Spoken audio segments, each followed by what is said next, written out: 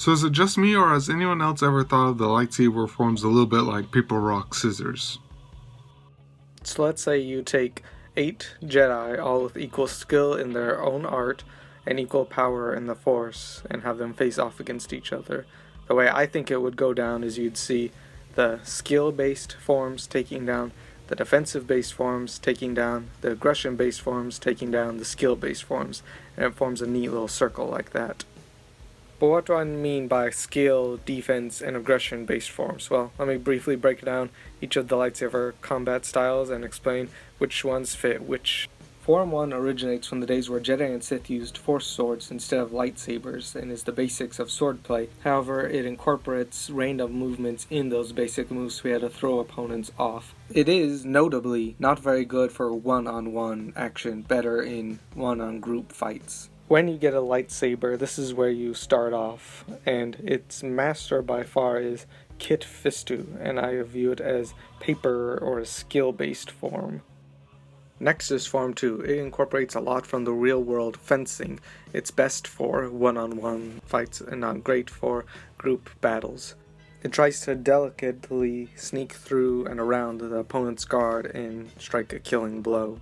Probably the most notable master of this form would be Count Dooku, and it's also a skill/paper-based form.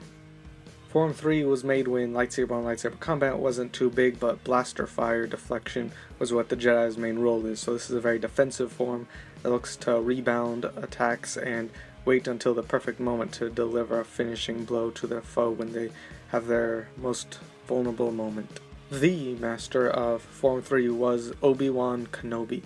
This is a rock-based form, or defensive, as you can kinda tell. From one extreme to the next, Form 4 is an absolute all-out attack style. It uses a lot of acrobatics in its fighting style, like jumping around, punching, and kicking.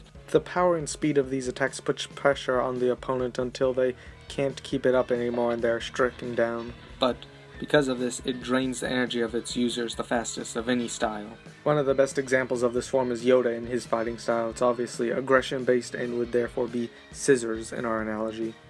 Explaining Form 5 gets a little tricky. It's the first and only form to have 2 different categories within it that are both of the same notoriety. So the first version I will be calling 5 and the second 5.5.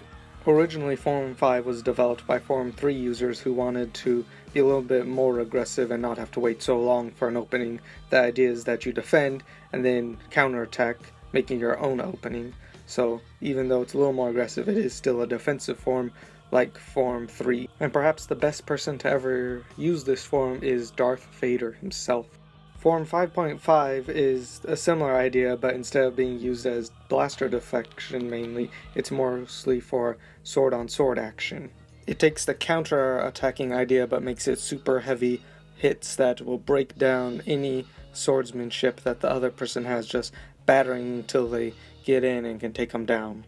And the hardest hitting of all of its users was Anakin Skywalker. He transitioned to the more defensive form after he had his incident with the lava. So we have one form that's part defensive and part aggressive, one rock and one scissors. Form 6 is a little bit strange for this analogy compared to all the other ones I've been doing. It's less of its own dedicated thing and more taking bits and pieces of all of them and piecing them together. It's the main form that the Jedi of the Clone Wars used, and it didn't require as much training as the rest of the saber forms.